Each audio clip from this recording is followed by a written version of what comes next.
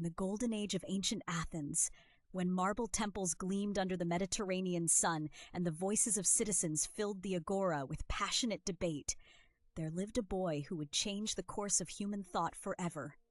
His name was Socrates, and he came not from palaces or prestigious academies, but from the humble workshop of a stonecutter and the caring hands of a midwife. As you settle into comfort now, let us journey back through the mists of time, back 24 centuries, to the dusty streets and sun-warmed stones of 5th century Athens, where a curious child first opened his eyes to a world of wonder and endless questions. The year is approximately 470 BCE, and the city-state of Athens is emerging as a beacon of democracy, culture, and intellectual ferment. Here, in a modest dwelling in the Alopecia district, young Socrates takes his first breaths, surrounded by the simple tools of his father Sophroniscus's trade and the gentle wisdom of his mother Phanerete. The stone dust that settles on the windowsill, the rhythmic sound of chisel against marble echoing from the courtyard, the warm bread baking in clay ovens. These are the humble textures of a life that will become extraordinary not through wealth or conquest, but through the relentless pursuit of truth and wisdom. Let your breathing slow now as we watch this child grow in a world so different from ours, yet connected to us by the timeless questions he would one day teach all humanity to ask. What is virtue? What is justice? How should we live? These questions begin here in the simple stonecutter's home, where a boy listens, observes, and quietly begins to wonder about everything. Young Socrates grows in the shadow of his father's craft, watching with wide, attentive eyes as Sophroniscus transforms rough blocks of stone into smooth sculptures and architectural elements that will adorn the temples and public buildings of Athens. There is something meditative in the work of stone cutting, a patience and precision that perhaps plants the first seeds of philosophical discipline in the boy's mind. Each strike of the chisel must be deliberate, purposeful, guided by vision and understanding of the stone's nature. Remove too much and the form is ruined. Remove too little and the truth hidden within the marble remains obscured. Perhaps young Socrates, sitting in the cool workshop on warm afternoons, begins to understand that wisdom too requires such patient chipping away, removing false beliefs and pretensions to reveal the truth beneath. His mother, Phanerete, brings a different kind of wisdom to his upbringing. As a midwife, she assists in bringing new life into the world, a profession that Socrates will later use as a metaphor for his own philosophical method. Just as his mother helps birth children, he will help birth ideas, drawing out the knowledge that lies dormant within each person through careful questioning. In the evenings, when the work is done and the Athenian sky deepens to purple and gold, the family gathers for simple meals: bread, olives, cheese, perhaps some fish from Piraeus, the nearby port. The conversation around these humble dinners is where young Socrates first learns the music of dialogue, the give and take of ideas, the warmth of human connection through shared thoughts and questions.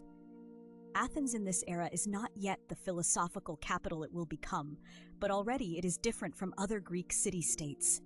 The reforms of Clisthenes have established a democracy, limited though it is, excluding women and slaves, where citizens debate and decide the course of their polis together. In the streets, young Socrates hears passionate discussions about law, about justice, about the best way to organize society. He absorbs this culture of questioning and debate like dry earth absorbing rain, storing it deep within himself where it will one day blossom into something unprecedented. Let your mind rest now in this image of the boy Socrates, barefoot on sun-warmed stone, listening, always listening, his sharp eyes taking in everything while his quick mind begins its lifelong work of questioning all he sees. As Socrates grows from child to youth, Athens itself transforms around him. These are the decades following the Great Persian Wars, when Athens has proven its courage and strength by helping to defeat the massive invading armies of Xerxes. The city swells with confidence and ambition, beginning to assert dominance over other Greek city-states, collecting tribute, building an empire. The wealth flowing into Athens funds magnificent building projects. The Parthenon begins to rise on the Acropolis, its columns of pristine white marble gleaming like a crown above the city. Young Socrates, now old enough to wander the streets on his own, explores this dynamic, growing metropolis with endless curiosity. The agora, the great central marketplace, becomes his classroom, not yet as a teacher, but as an eager student of human nature. Here, merchants from across the Mediterranean display their wares. Egyptian linens, Phoenician glass, spices from the east, silver from the mines of Lorient. But more fascinating than the goods are the people. Farmers and aristocrats, sailors and scholars, slaves and free citizens, all mingling in the democratic chaos of Athenian public life. The boy listens to the sophists, those traveling teachers who claim to teach virtue and rhetoric for a fee, who promise to make the weaker argument defeat the stronger through clever speaking. Something in their confident assertions troubles the thoughtful youth. Can virtue truly be taught like a skill? Is persuasion the same as truth? These questions stir in his mind like leaves in an autumn wind, unsettling but exhilarating. His education follows the pattern typical for Athenian boys of modest means. He learns to read and write, studies Homer and Hesiod, learns music on the lyre, and trains in the gymnasium, developing the physical strength and endurance that will serve him well in the military campaigns of his adulthood. But unlike many of his peers, Socrates seems less interested in athletic glory or poetic fame than in the questions that simmer beneath the surface of every lesson. When he recites the Iliad, he wonders not just about the story, but about the nature of courage, honor, and excellence it portrays. When he learns geometry, he ponders not just the proofs, but what they reveal about truth itself. How certain knowledge is possible, how reason can lead us to discoveries that transcend the confusion of our senses. Breathe deeply now and imagine yourself as this young seeker, walking the ancient streets as the sun sets, turning over questions that have no easy answers, feeling the first stirrings of a mission not yet understood, a calling not yet clear. There comes a moment in young Socrates' life, though we cannot pinpoint it exactly, when curiosity deepens into something more profound, a genuine perplexity about the fundamental questions of existence. Perhaps it happens gradually, like dawn spreading across the Athenian sky, or perhaps in a sudden flash of awareness. But Socrates begins to realize that the confident assertions of his elders, the traditional wisdom passed down through generations, the claims of the sophists and politicians, all of it rests on uncertain foundations. What do we really know? What can we truly claim to understand? The oracle at Delphi, that sacred shrine where priestesses channel the wisdom of Apollo, stands at the center of Greek religious life with its famous inscription, "Know thyself." These words will echo through Socrates' entire life and philosophy, though their full meaning remains mysterious and multifaceted. To know oneself. Is it simply self-awareness or something deeper? Is it understanding one's limitations, one's ignorance, one's mortality? The young Socrates, still finding his path, carries this injunction in his heart like a seed that will slowly germinate.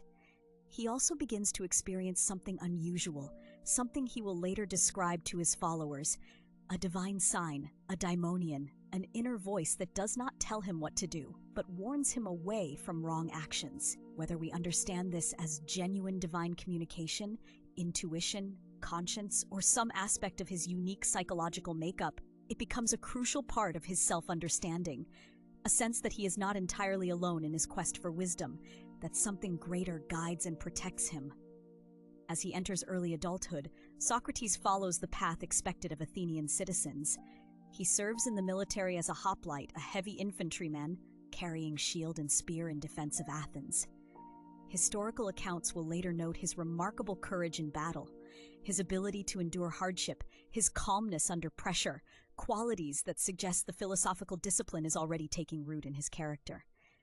But military service, with its long marches and watches, also provides time for thought, for reflection, for those endless internal dialogues that characterize the philosophical life.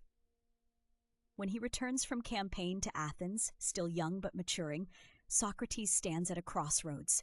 He could follow his father's trade, marry, raise a family, live the quiet life of a craftsman, or he could pursue something else, something unprecedented, a life devoted entirely to the examined life, to questioning, to the pursuit of wisdom not for fame or profit, but for its own sake. The choice he makes will define not only his destiny, but will ripple forward through history to touch the lives of billions. Rest now in this moment of decision, feeling the weight of choosing one's true path, the courage required to follow an inner calling when the way forward is unclear and the destination unknown. And so the foundation is laid, stone upon stone, experience upon experience, question upon question. The boy who watched his father chip away marble to reveal hidden forms becomes the young man who will chip away at false certainties to reveal hidden truths. The child who listened to his mother's wisdom about bringing forth life becomes the philosopher who will bring forth ideas from the minds of all he encounters. The youth who wandered the agora observing human nature becomes the man who will dedicate his life to understanding what it means to be fully human, to live excellently, to care for the soul above all else.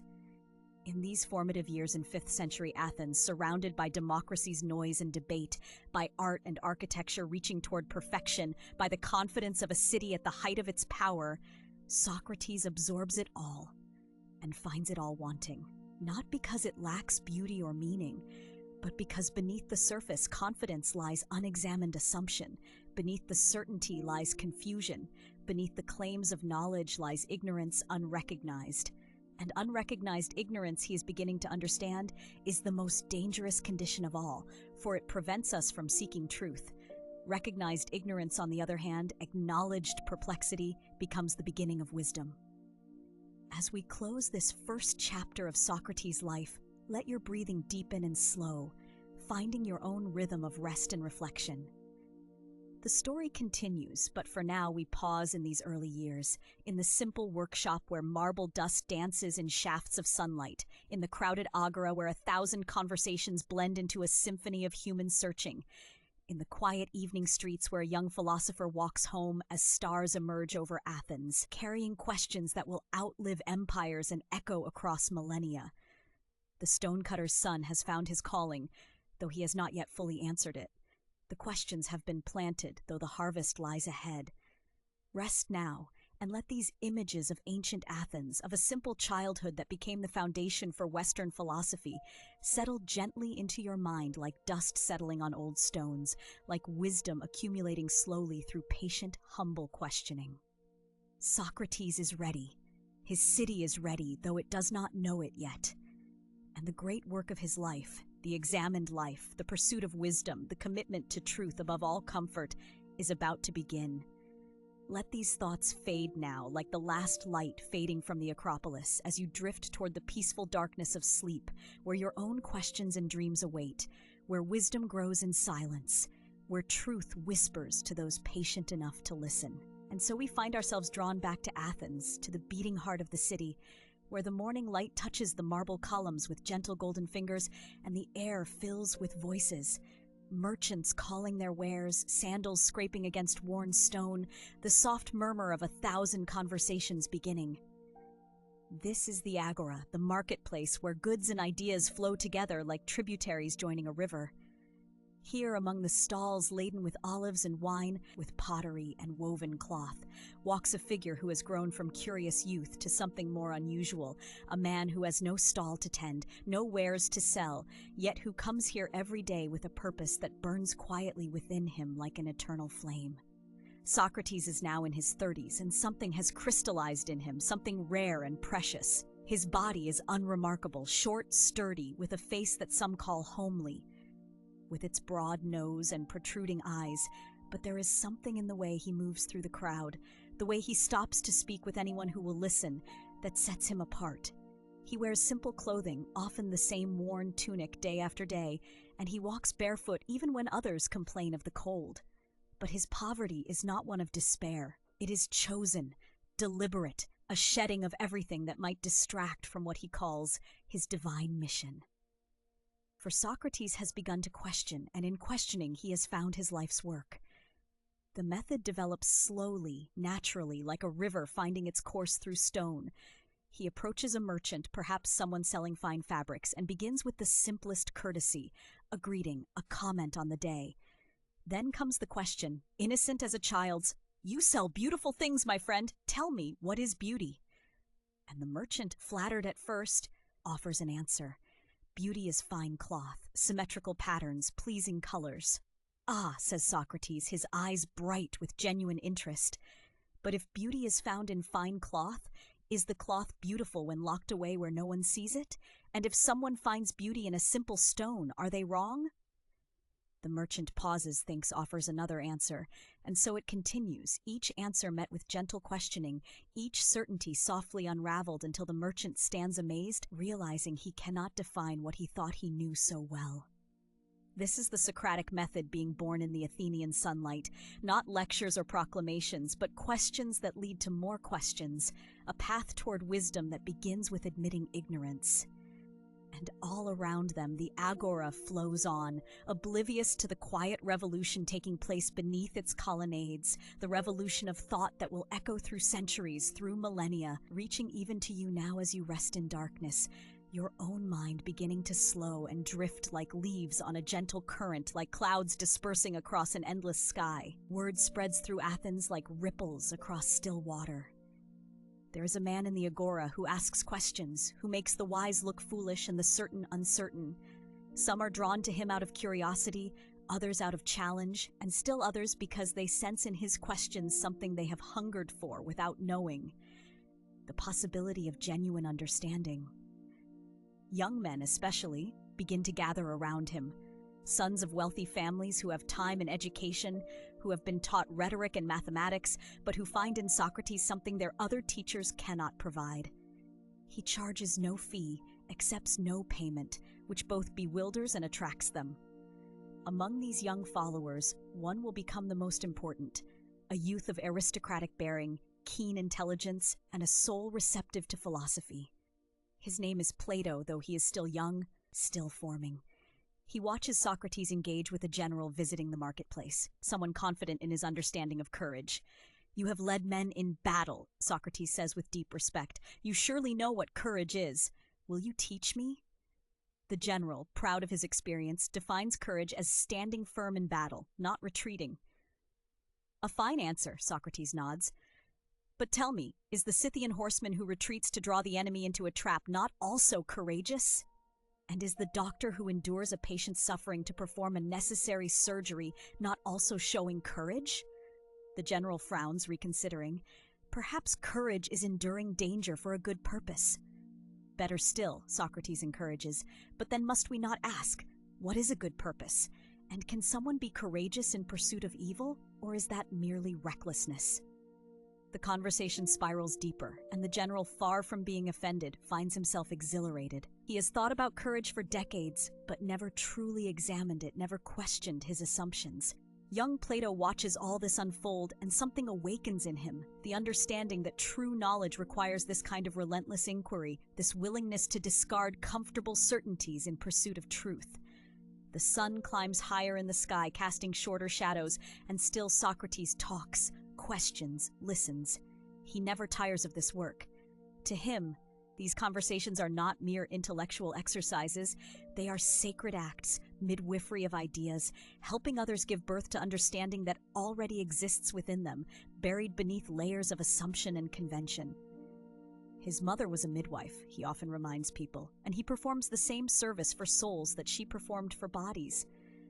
This image pleases him. The philosopher as midwife, delivering not babies but truths, helping ideas emerge into the light. And as we observe him there in the dappled shade of the Stoa, surrounded by his eager students, we might let our own thoughts drift and soften, might let the questions fade into comfortable silence, into the warm darkness where understanding needs no words, where wisdom is felt rather than spoken, where sleep comes like an answer to a question we forgot we asked. But not everyone welcomes Socrates' questions with joy. For every young mind enlightened, there is a teacher made uncomfortable, a politician exposed as ignorant, a craftsman who realizes his expertise has limits. Socrates has a way of approaching those who claim wisdom, the sophists who teach rhetoric for money, the politicians who speak confidently about justice, the poets who claim divine inspiration, and through gentle, persistent questioning, revealing that their confidence rests on shaky foundations. Imagine him now approaching someone well-dressed, a teacher of rhetoric surrounded by paying students. "I hear you teach virtue," Socrates says humbly. "I am ignorant of such things. Please, if virtue can be taught, what exactly is it that you teach?" The sophist offers eloquent definitions. Virtue is excellence. It is behaving according to the customs of one's city. It is achieving success and honor. How wonderful! Socrates responds, his face showing genuine interest. But customs differ between cities. Is something virtuous in Athens that is wicked in Sparta? And if virtue is achieving honor, is the tyrant who murders his way to power virtuous? The sophist students lean in, watching as their teacher struggles to refine his definition. The conversation continues, winding through logic like a path through mountains, and eventually the sophist must admit uncertainty. Some laugh, some are enlightened, but the teacher himself feels humiliated, exposed as charging money for knowledge he does not possess. This happens again and again in different variations with different subjects. What is justice? What is piety? What is friendship? What is knowledge itself? Socrates claims to know nothing, yet somehow his ignorance reveals others' ignorance. His questions expose the hollow cores of confident pronouncements. He becomes famous, talked about in symposiums and homes, but his fame is double-edged. The young love him. He excites their minds, gives them permission to question authority, to think for themselves. But many of the powerful come to resent him, to see him as dangerous, a corrupter who makes sons question fathers, students question teachers, citizens question leaders. And yet Socrates continues, day after day, in the agora, in the gymnasia, wherever people gather. He seems compelled by something beyond personal ambition or pride. Sometimes he speaks of a daimonion, a divine voice that guides him, though this voice only tells him what not to do, never what to do. It is a strange claim, and it makes some people uneasy. Is he claiming special divine favor? Or is he simply deeply attuned to his own conscience, to an inner voice of wisdom that whispers in the spaces between thoughts? We cannot know with certainty, but we can picture him pausing mid-conversation, head tilted slightly as if listening to something others cannot hear, then nodding and continuing his questioning with renewed purpose. The afternoon light grows warmer, more golden, and the conversations flow on like honey, thick and slow, sweet with the possibility of understanding, even as that understanding remains always just out of reach, always one more question away, receding like the horizon, like consciousness itself as it fades toward sleep, toward rest, toward the quiet darkness where questions dissolve and only peace remains, only the gentle rhythm of breathing, only the soft surrender to stillness. As the years pass, slowly, gently, like sand through an hourglass measured in conversations rather than grains, Socrates becomes a fixture of Athenian life, as permanent and peculiar as the olive tree in the agora's center. His followers grow more devoted, more numerous. Young Plato has become a constant companion along with others whose names will echo through history. Alcibiades, brilliant and troubled. Xenophon, who will someday write of these very days. Antisthenes, who listens with fierce attention. They walk with him through the city, they recline with him at symposiums where wine flows and so do ideas, they sit with him in the afternoon shade and pepper him with questions, which he invariably turns back on them. "You ask me what the good life is," he might say with a gentle smile, "but you are young and alive. Surely you know better than I. Tell me, when have you felt your life was good?" And so the student, expecting to receive wisdom, must instead dig for it within himself, must examine his own experience and reasoning. This is Socrates' greatest gift, not the answers he provides, but the thinking he provokes, the self-examination he demands. He often says that the unexamined life is not worth living, and he means this literally, genuinely. To move through life accepting what you are told, following customs without understanding their purpose, claiming knowledge without testing it, this to Socrates is to live no better than animals, who act on instinct and training. Human beings have the capacity for reason, for questioning, for understanding, and to waste this capacity is to waste our humanity itself. Yet for all his emphasis on reason and logic, there is something deeply spiritual in Socrates' approach. He speaks often of the soul, the psyche, as the true self, more important than the body, more lasting than reputation or wealth. To care for one's soul means to pursue virtue, wisdom, justice, not for reward, but because a healthy soul is its own reward, just as a healthy body needs no justification beyond health itself. He teaches that no harm can come to a good person, that wickedness damages only the one who commits it, that it is better to suffer injustice than to commit it. These ideas are radical, countercultural, strange to Athenian ears, accustomed to values of honor, revenge, competitive excellence. Yet Socrates speaks them calmly as self-evident truths, and somehow his conviction makes others pause and wonder. Picture him now in the late afternoon, sitting on the steps of the agora as the market begins to wind down, vendors packing their unsold goods, the crowds thinning, the heat of the day giving way to the gentle coolness of approaching evening. He sits with several young men, and they are discussing knowledge. Can we ever truly know anything, or are we limited to opinion and belief? Socrates guides them through thought experiments, through careful distinctions, and gradually they begin to see that knowledge requires not just true belief, but justified true belief, understanding why something is true, not merely that it is. The conversation becomes almost musical in its rhythm, question and response, objection and refinement, voices rising and falling like instruments in a gentle symphony.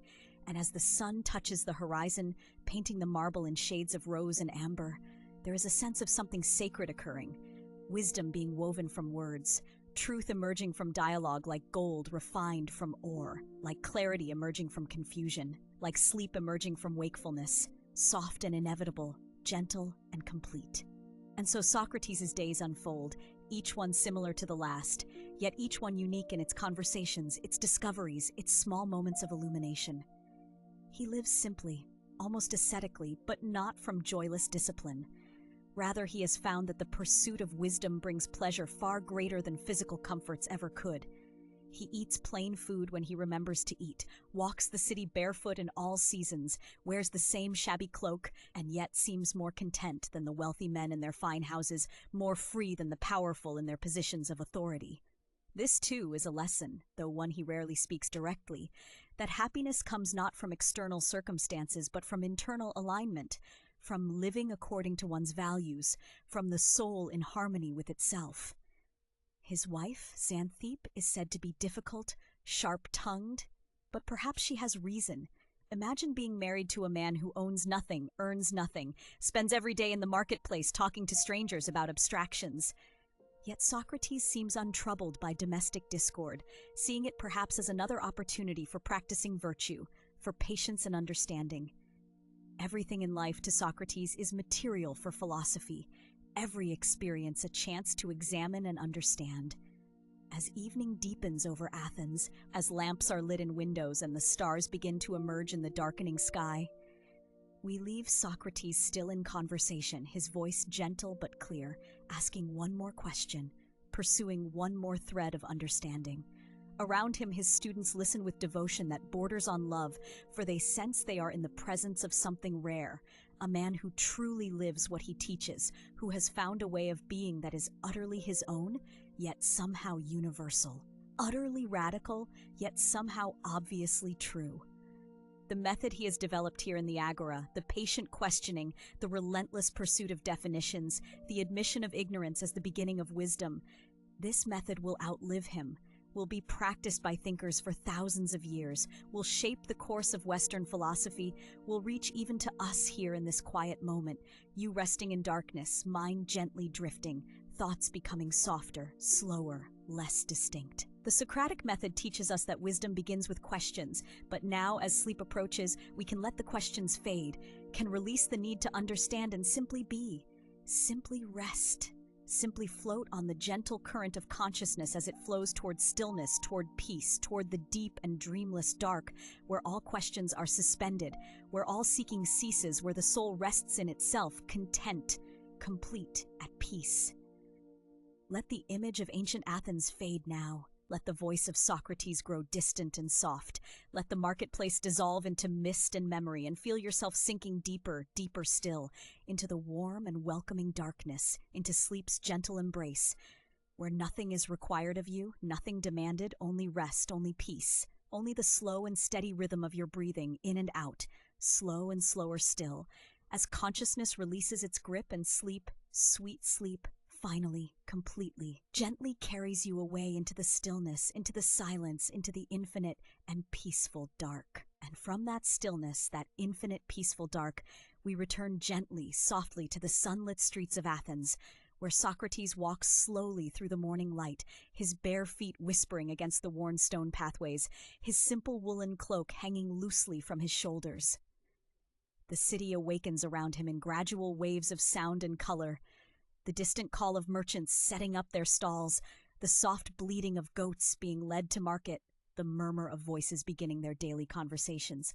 But Socrates moves through it all with a singular purpose, unhurried, unworried, his eyes bright with curiosity and something else, something deeper, a commitment that has grown roots in his soul so deep that nothing, not comfort, not safety, not even death itself could pull them free.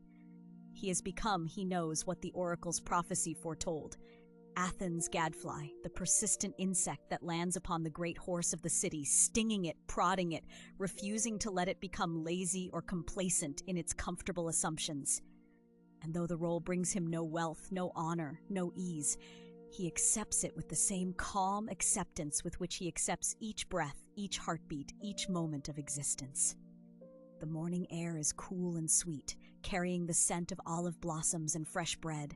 And Socrates pauses for a moment in a quiet colonnade, closing his eyes, listening to something beneath the sounds of the city, listening to what he calls his daimonion, his divine voice, the inner guidance that has accompanied him since childhood.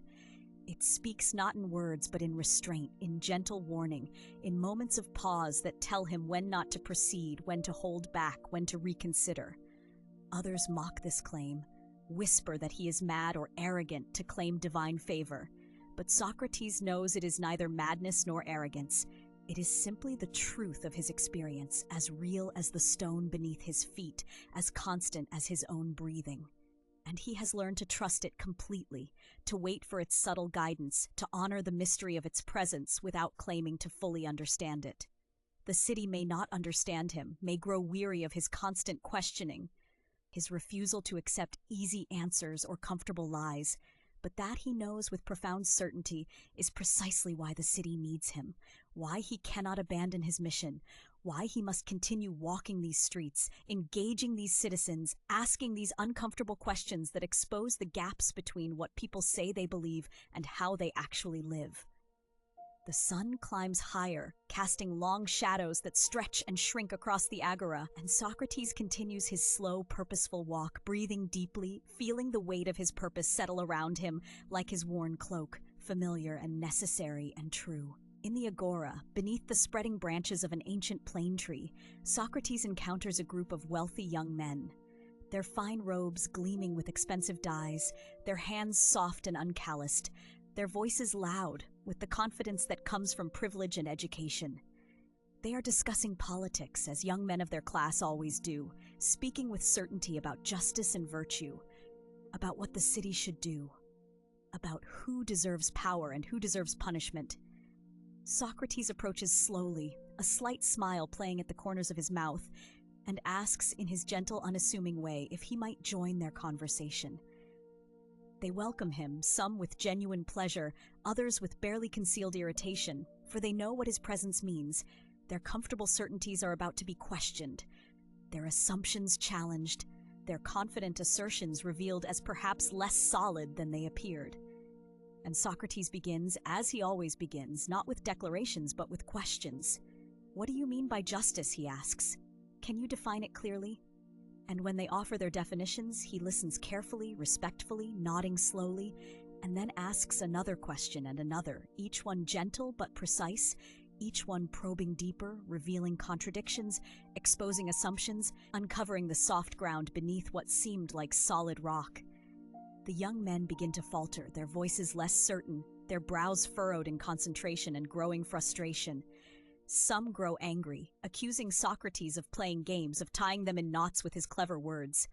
But Socrates remains calm, his voice never rising, his manner never mocking, explaining patiently that he is not trying to defeat them, but to help them see that they do not actually know what they claim to know, and that this recognition, this admission of ignorance, is the very beginning of wisdom. For how can you seek truth if you believe you already possess it? How can you learn if you think you already know? The conversation continues, circling and deepening, the voices growing quieter as the young men begin to think more carefully, to question their own assumptions, to feel the strange discomfort and exhilaration of genuine philosophical inquiry. And watching from the edges of the marketplace, the elders of Athens observe with growing concern, for they see in Socrates' methods something dangerous, something that threatens the traditional order, the accepted hierarchies, the comfortable certainties upon which their power rests. He makes the young question their fathers, question their teachers, question the very foundations of Athenian society, and though he claims only to be seeking truth, though he professes his own ignorance, his constant questioning feels like criticism, like undermining, like the slow erosion of everything they hold sacred. The tension grows, subtle but unmistakable, like a cord being slowly, steadily pulled tighter, and Socrates feels it but does not turn away, does not soften his approach, for he knows that truth matters more than comfort, that wisdom matters more than popularity, that the examined life, however difficult, is the only life worth living. As the afternoon light grows long and golden, stretching shadows across the worn stones of the marketplace, Socrates sits alone for a moment, his back against a sun-warmed column, his eyes half closed in quiet reflection. He is thinking about the soul, that invisible essence that he believes is the true self, more real and more important than the body that houses it, more valuable than any wealth or reputation or physical pleasure. The body is temporary, he knows, subject to decay and death, vulnerable to pain and hunger and the relentless passage of time. But the soul, he believes with calm certainty, is eternal, and its condition, its virtue or vice, its wisdom or ignorance, its health or corruption, matters infinitely more than the condition of the body. This is why he lives as he does, careless of comfort, indifferent to wealth, unconcerned with his appearance or reputation. He is tending to his soul, cultivating it like a careful gardener cultivates a precious plant, pulling the weeds of false belief, watering the seeds of wisdom, allowing the light of truth to nourish its growth.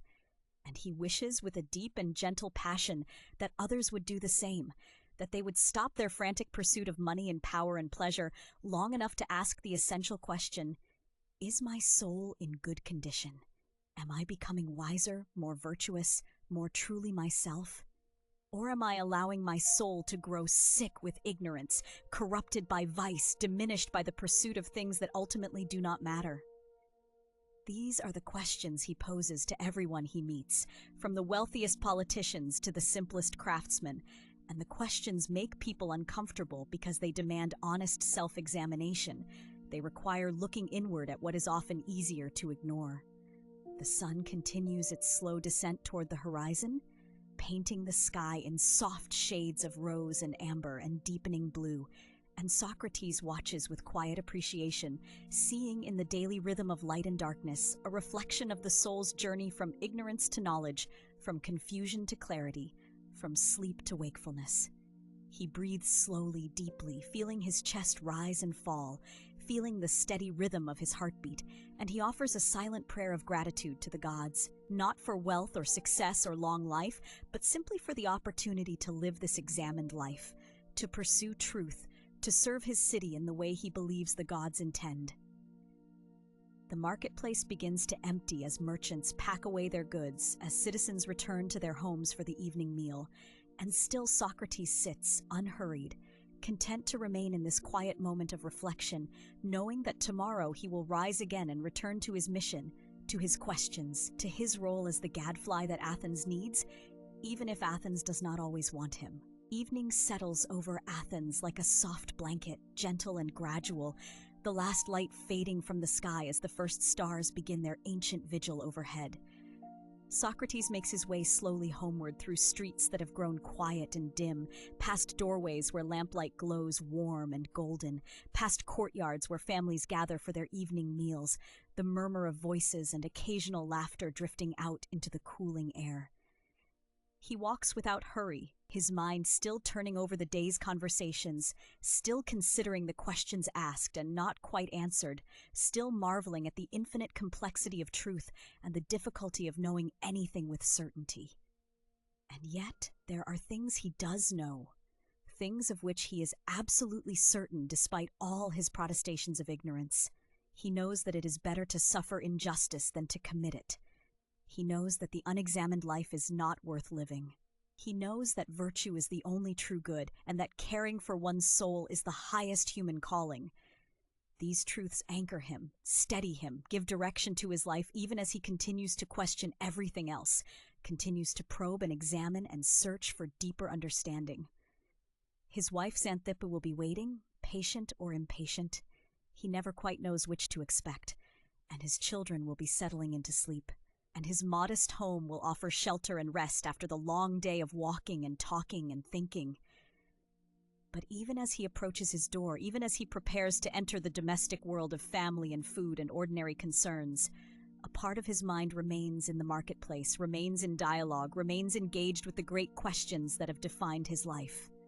What is virtue? What is knowledge? How should we live? What is the good?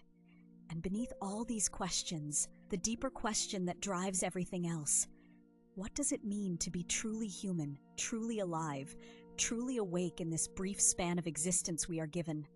The stars grow brighter as the last light fades completely, and Socrates pauses before his door, looking up at that vast expanse of darkness scattered with points of light, feeling himself small and finite, and yet somehow connected to something infinite, something eternal.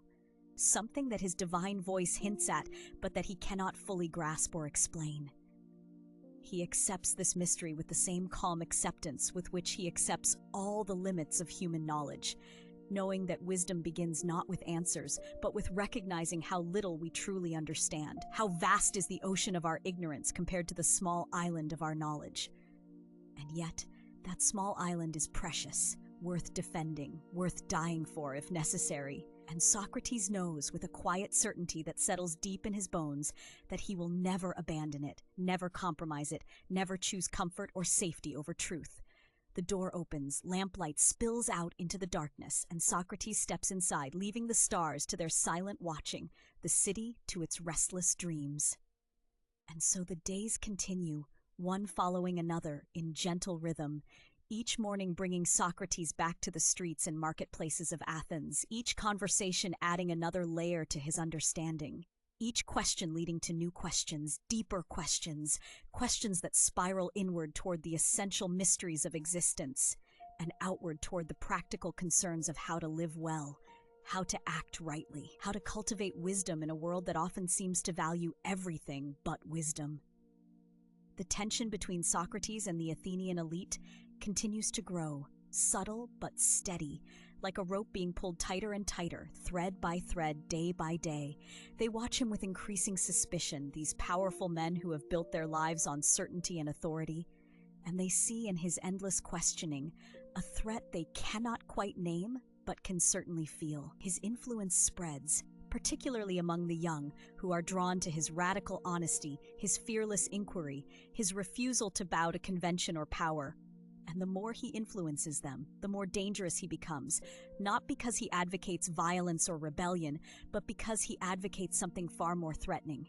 He advocates thinking for oneself, examining one's beliefs, questioning authority, seeking truth rather than accepting tradition. And so the stage is being set, slowly, inexorably, for a confrontation that Socrates cannot avoid and will not run from, a test of everything he believes and teaches.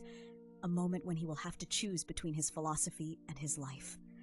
But that moment has not yet arrived. And so Socrates continues his work, continues his mission, continues walking through Athens, asking his questions, speaking with anyone who will engage with him, challenging and encouraging and probing and teaching, always teaching, though he would never claim that title, would never say he teaches because he believes he has no knowledge to impart, only questions to ask, only ignorance to confess, only the method of inquiry to share. The sun rises and sets, and with each cycle Socrates grows older, his beard grayer, his step perhaps slightly slower, but his mind remains sharp, his commitment undiminished, his divine voice still guiding him, still warning him, still confirming that this path, difficult as it is, lonely as it sometimes feels, is the right path, the true path, the only path he can walk with integrity. And as the days blend together in their gentle repetition, as the seasons turn and Athens continues its complex dance of politics and philosophy, of art and war, of democracy and debate, Socrates remains constant, a fixed point in a changing world, the gadfly that will not cease its stinging, the voice that will not be silenced, the philosopher who has chosen truth over comfort, wisdom over wealth, virtue over life itself, though he does not yet know that final choice awaits him.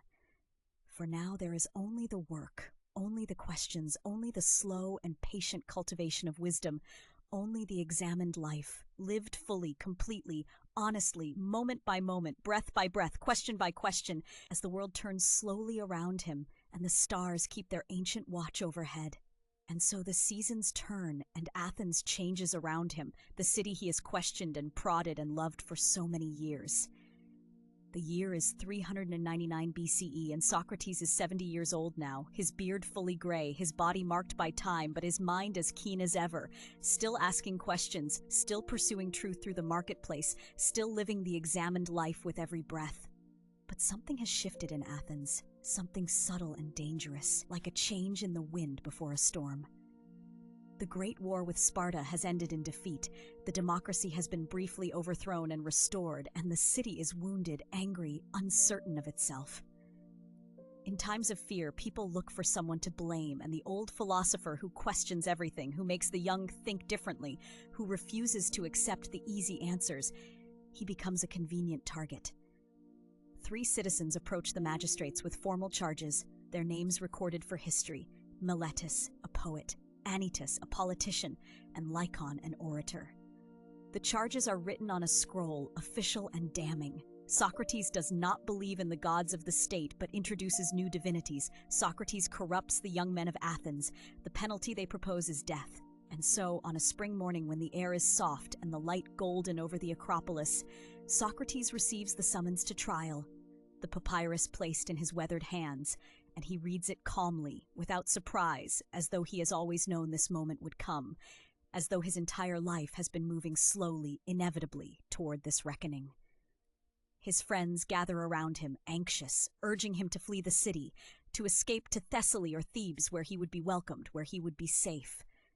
But Socrates only smiles gently and shakes his head.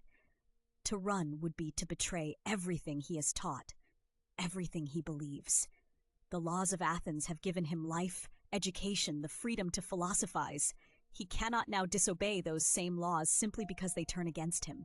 And more than that, this trial is itself an opportunity for philosophy, for truth-telling, for living according to principle rather than fear. And so he prepares, not by crafting clever speeches or hiring skilled orators to defend him, but by reflecting quietly on what is true, on what must be said, on how to face this moment with integrity intact, with soul uncompromised, steady and peaceful and clear. The trial is held in the heart of Athens, in a large open-air court where 500 citizens serve as jurors, chosen by lot as democracy demands, shopkeepers and farmers, craftsmen and merchants, ordinary Athenians who will decide the philosopher's fate. The morning is bright and clear, the kind of day when the Aegean wind carries the scent of salt and olive trees, when the marble gleams white against the deep blue sky. Socrates stands before them in his simple tunic, barefoot as always, his presence calm and dignified despite the gravity of the charges.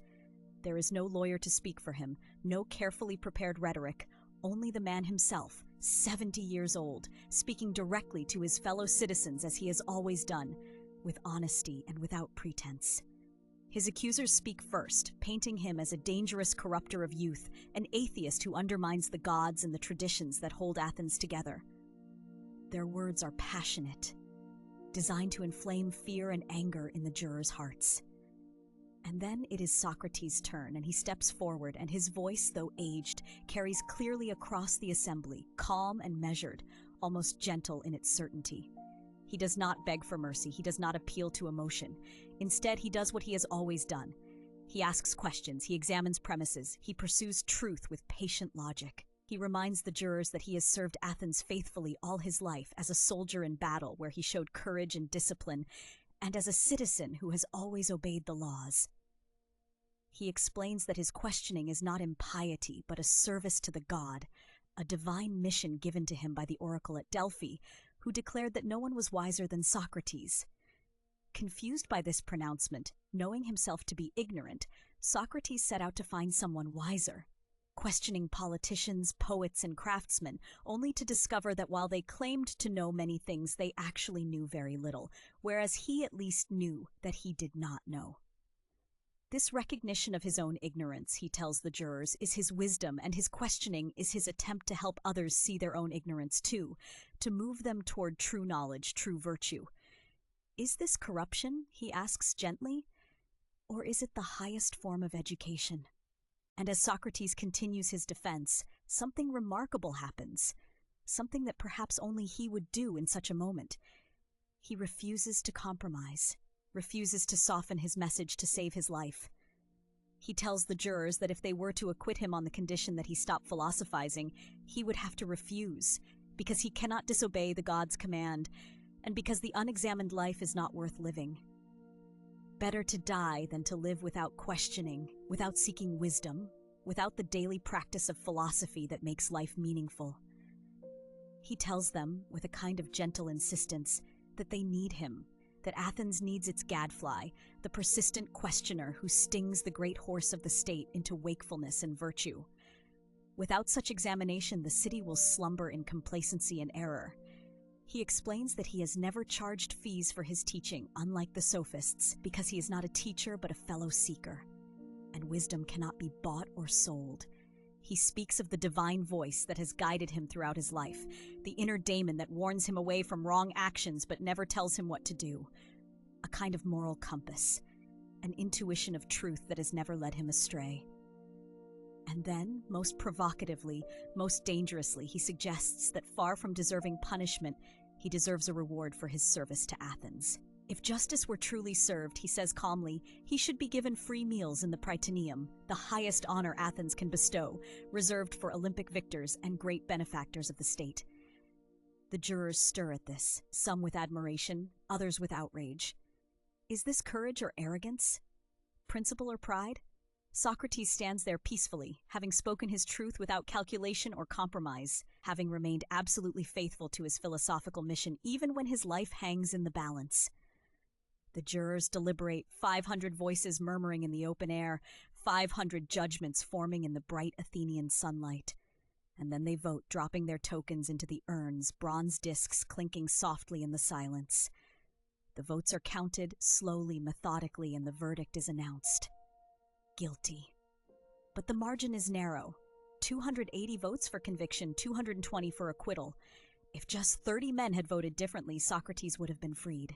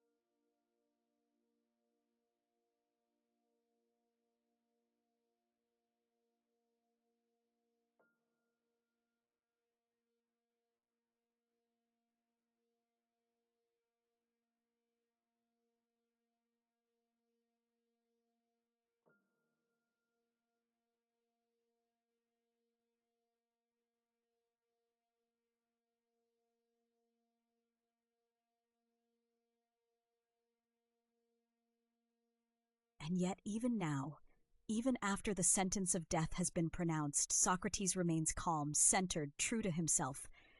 He addresses the jurors one final time, his voice steady and reflective, without bitterness or anger. To those who voted for his death, he speaks gently about the difficulty of escaping not death but wickedness, which runs faster than death and catches even the swift. To those who voted for his acquittal, he offers comfort and reflection, telling them not to grieve, for no evil can come to a good man either in life or in death. Perhaps death is a blessing, he suggests peacefully, either a dreamless sleep, which would be gain, or a journey to another place where he might meet the great heroes and thinkers of the past, and continue his questioning there, examining Orpheus and Homer, conversing with those who have gone before. What would one not give, he asks softly, for such an opportunity? The afternoon light slants golden across the assembly, shadows growing longer, the day moving slowly toward evening. Socrates prepares to leave the court to be taken to prison to await execution, and his final words to the jurors echo in the quiet air. We go our separate ways. I to die, and you to live. Which is better, only the God knows. And with that, he turns and walks slowly away, flanked by guards, but walking with dignity, with peace, with the same calm purpose that has guided his entire life. His students follow at a distance, their hearts heavy but filled with admiration, witnessing their teacher's courage, his absolute commitment to truth and virtue, even in the face of death. The city of Athens continues around them, merchants closing their stalls, children playing in the streets, the normal rhythms of life flowing on. But something has shifted. Something profound has occurred. A man has chosen principle over life itself, has demonstrated that integrity and truth matter more than survival, that the soul's health is more important than the body's preservation.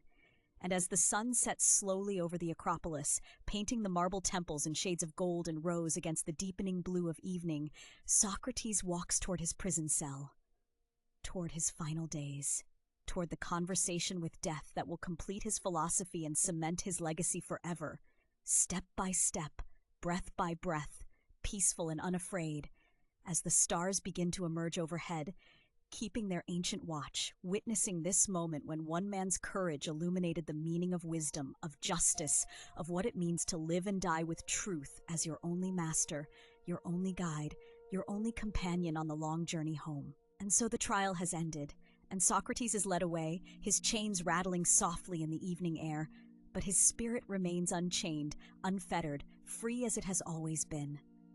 The prison cell that becomes his home in these final days is a simple space, a modest room with stone walls that have witnessed countless souls before him, yet none perhaps quite so peaceful, quite so certain of their purpose.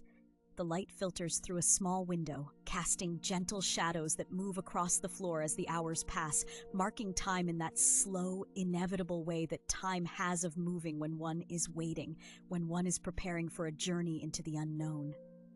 His students gather around him, these devoted followers who cannot comprehend how he can be so calm, so serene, as if he were merely preparing for an afternoon walk rather than death itself. They sit on simple wooden benches on the stone floor, anywhere they can be near their teacher, their guide, their beloved Socrates, and the room fills with a warmth that has nothing to do with fire and everything to do with the presence of minds united in their search for truth. Crito, his oldest and dearest friend, visits him in the quiet hours before dawn when the prison is still and the world seems to hold its breath. Crito brings news, whispered urgently yet hopefully, that arrangements have been made, that guards can be bribed, that a ship waits in the harbor ready to carry Socrates to safety, to Thessaly, to anywhere but here, anywhere but this cell that smells of damp stone and finality. But Socrates, sitting cross-legged on his simple bed, merely smiles that gentle smile of his, that expression of infinite patience that his students know so well. And he begins to speak in that measured way, asking questions as he has always done, leading Crito through the labyrinth of logic toward an inevitable conclusion. Would it be just, he asks, to break the laws of Athens after having lived under their protection for 70 years? Would it be right to flee when he has always taught that one must never do wrong, even in response to wrong? His voice is soft, almost musical in its rhythm, as he explains that to escape would be to betray everything he has stood for, every principle he has taught, every conversation he has had about virtue and justice and the proper way to live. The laws of Athens, he suggests, are like parents who have raised him, educated him, given him the framework within which he became who he is. And one does not dishonor one's parents simply because they make a decision we disagree with. Crito weeps, his tears falling softly in the dim light of the oil lamp that flickers between them. But Socrates remains calm, remains certain, remains true to himself and to the philosophy that has guided his every step. And as the dawn begins to break, painting the sky in shades of rose and gold, Crito finally understands, finally accepts that his friend will not be swayed, will not compromise, will not choose life over principle. The moment is tender and heartbreaking and beautiful all at once.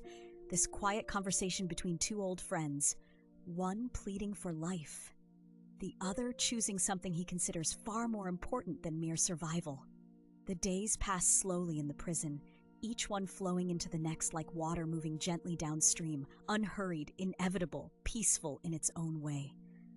Socrates spends his time, as he has always spent it, in conversation, in questioning, in the pursuit of understanding. His students come and go, bringing news from the city, bringing food and wine that Socrates barely touches, bringing their questions and their fears and their desperate hope that somehow this can all be undone, that somehow their teacher can be saved. But Socrates seems unconcerned with salvation of the bodily kind. Instead, he turns their attention to matters of the soul, to questions about what happens after death, to explorations of whether the soul might be immortal, might continue on when the body fails. His voice remains steady, calm, that familiar tone that has guided so many through confusion toward clarity.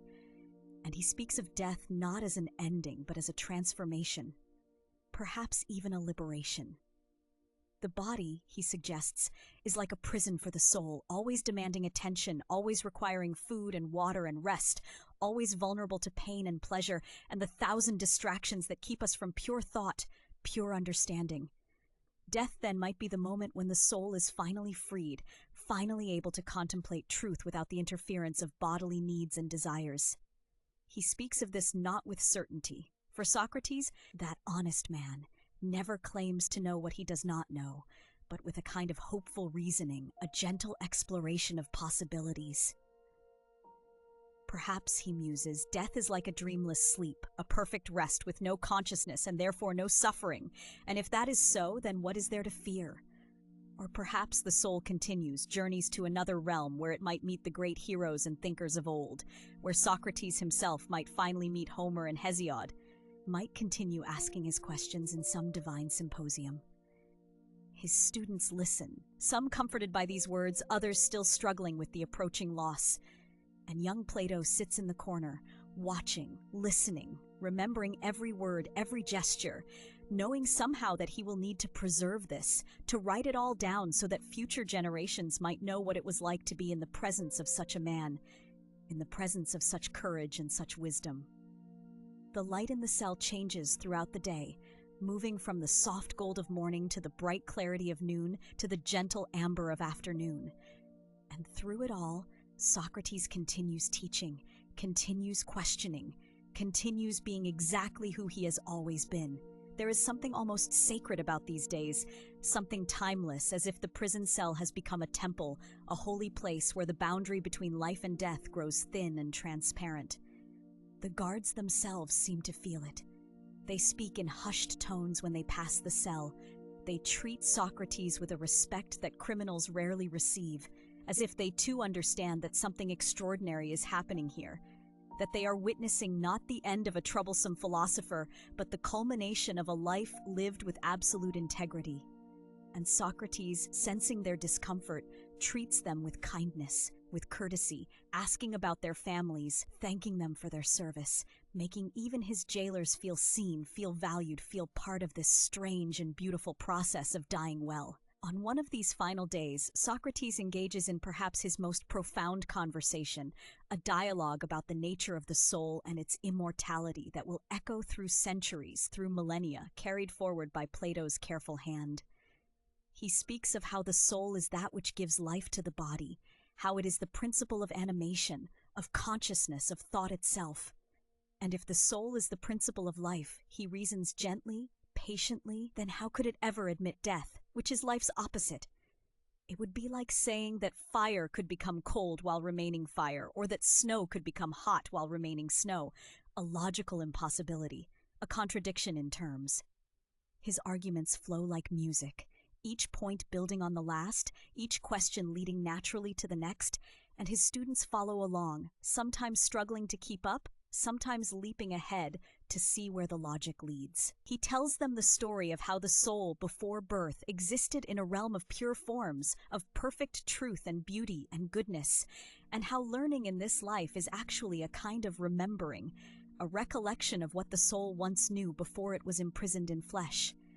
This is why, he explains, we can recognize beauty when we see it, even though we have never encountered perfect beauty in this imperfect world, because our souls remember it from before, from that other realm. And if the soul existed before birth, he continues with that inexorable logic of his, then why should we think it cannot exist after death? Why should we imagine that this brief lifetime is all there is, when the soul has already proven its ability to exist independent of any particular body?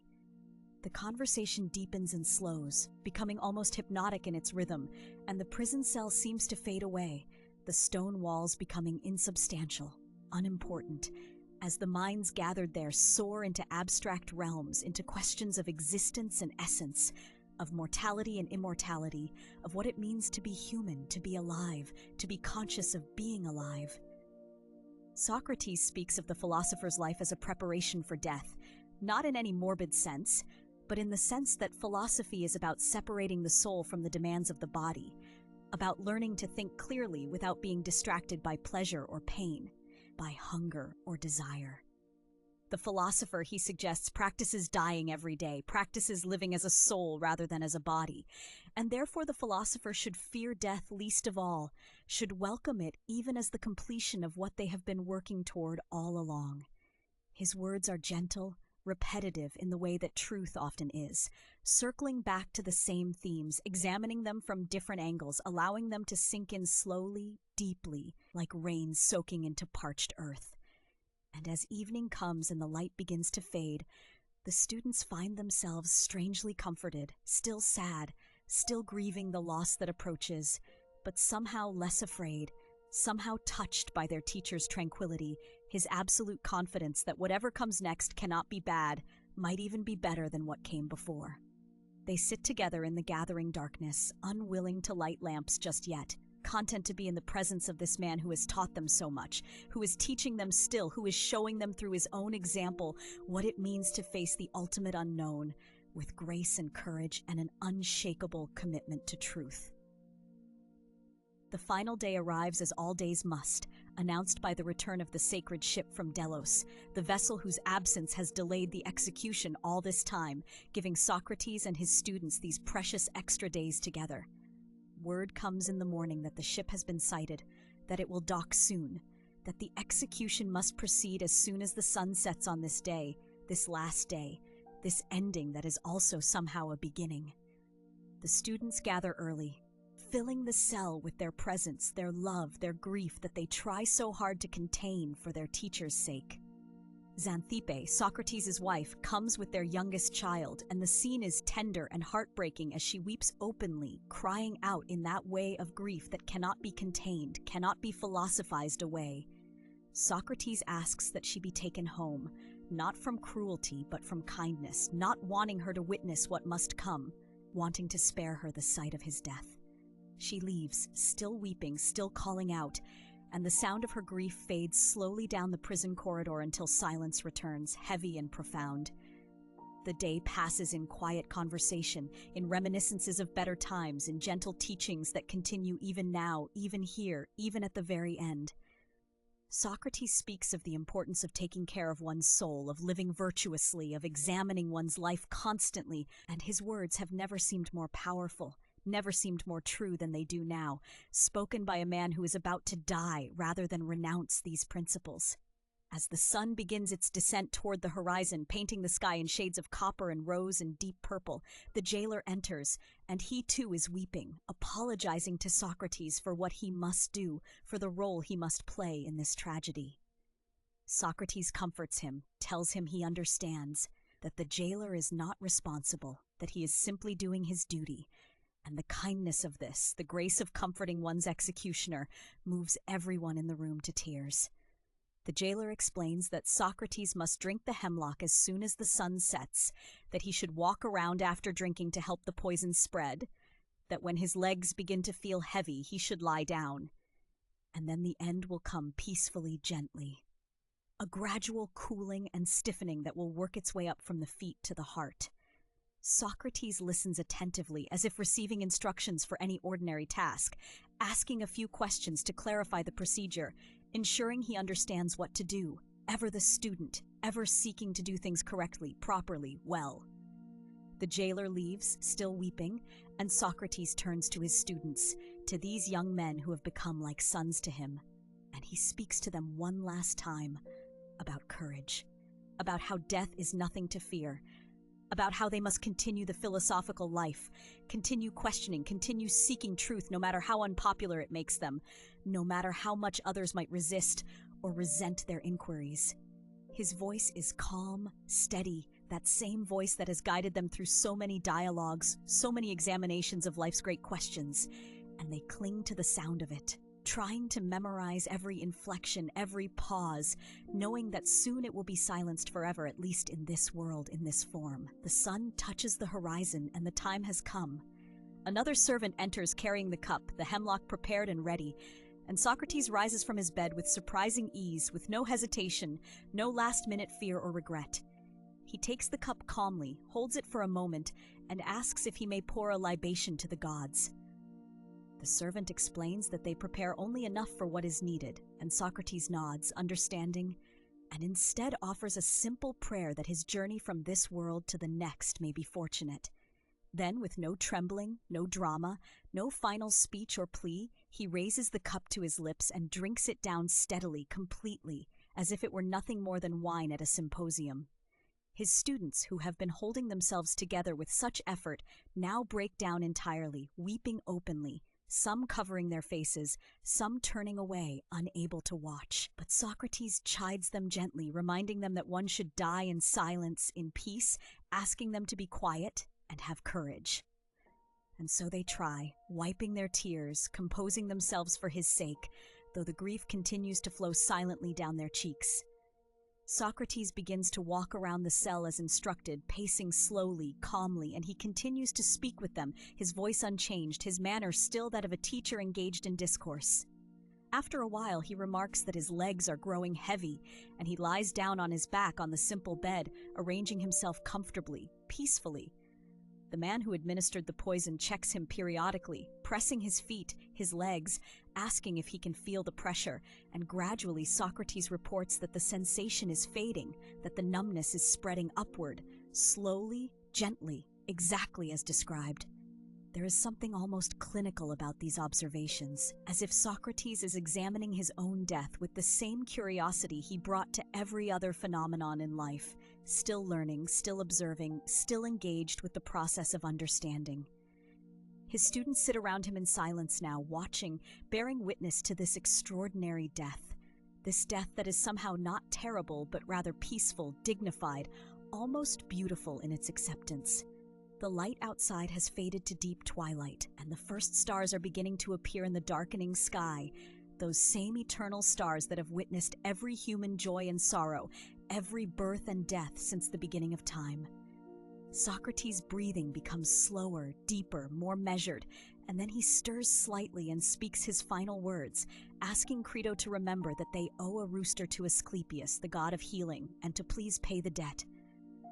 The request is puzzling at first, but perhaps Socrates means that death is the cure for life's illness, the healing of the soul from its bodily prison, and therefore a thanksgiving is owed.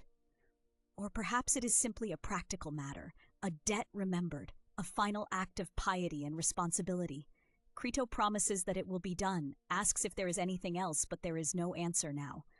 Socrates has grown still, his face peaceful, serene, younger somehow than it appeared in life, as if death has smoothed away the years and the cares and left only the essential spirit visible in his features. The man checks once more, and then covers Socrates' face with a cloth, and it is done.